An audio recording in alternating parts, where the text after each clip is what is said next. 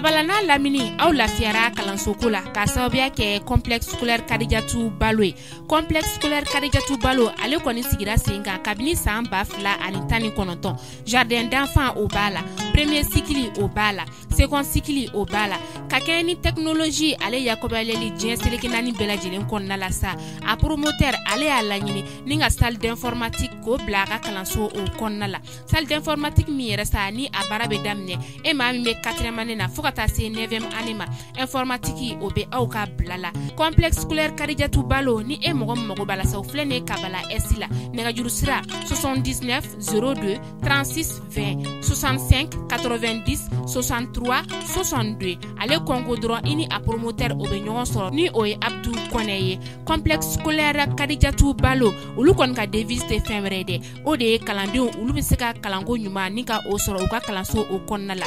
Travail, discipline ale ni réussite o ye olu jɔrɔnanko ba ye. Complexe scolaire Kadijatu Balo kabini e nana denmansaw olu lafiyara kalanko la.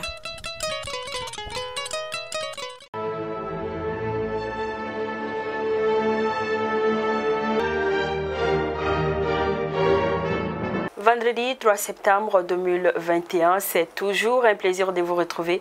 Bienvenue dans votre flash d'information sur malikunafoni.net.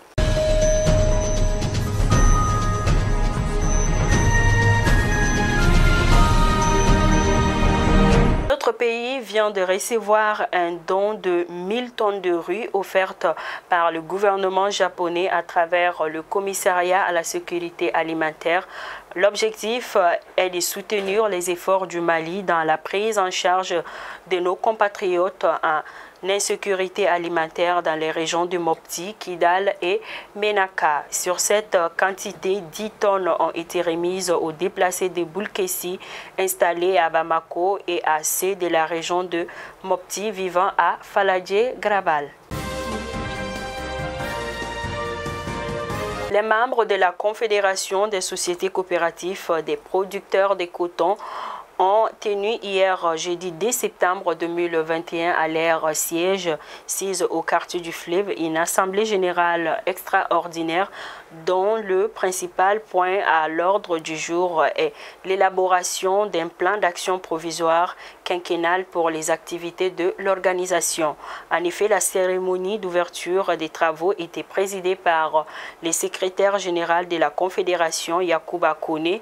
Il avait à ses côtés les présidents des 42 unions secteurs des sociétés des coton-culteurs ainsi que les membres du bureau et c'est du conseil d'administration et du comité de suivi. Sur la base de l'engagement du gouvernement malien de payer leur arriéré de 5 jours, soit 200 millions de francs CFA dans le cadre de l'opération spéciale de la viande bovine avant le lundi 6 septembre prochain, les syndicats des bouchers ont décidé de suspendre temporairement leur mot d'ordre de grève après 2 jours de grève, mais à défaut de satisfaction, prévient-il, il menace de suspendre la vente de la viande dès la semaine prochaine.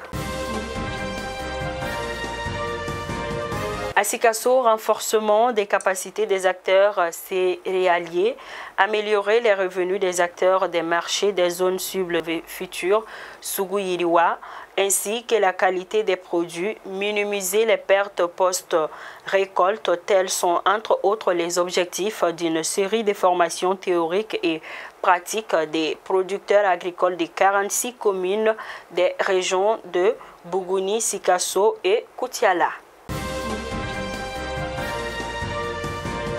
Le réseau des journalistes des droits humains, une organisation canadienne qui a pour mission d'outiller les hommes des médias pour couvrir les questions relatives aux droits humains et la bonne gouvernance au Mali, avec l'appui financier des National Aid Women for Democracy, a initié hier jeudi 2 septembre à la Maison de la Presse une rencontre d'échange sur le projet dénommé « Amplifier la voix des femmes à travers les médias pour promouvoir la démocratie inclusive au Mali.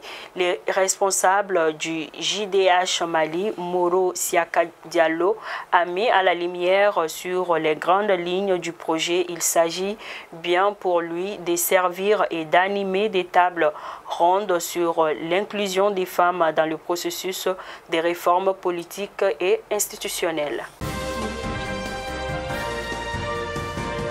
Le ministère de l'Éducation nationale, en partenariat avec le bureau de l'UNESCO-ICESCO au Mali, a procédé hier, jeudi 10 septembre 2021, à l'hôtel Radisson Blu de Bamako au lancement du concours national Miss Science 2021, qui concernera les filles des classes de 3e, 6e, 8e et de la 10e année. Ainsi, les filles seront choisies à partir de leurs notes en sciences. Elles doivent avoir une moyenne supérieure ou égale à 14 sur 20 en mathématiques, en sciences physiques, en chimie et en biologie. L'objectif est de susciter l'intérêt des jeunes femmes et adolescentes pour les disciplines scientifiques et favoriser leur orientation vers des filières et des carrières scientifiques dans le but de favoriser les STEM dans les écoles.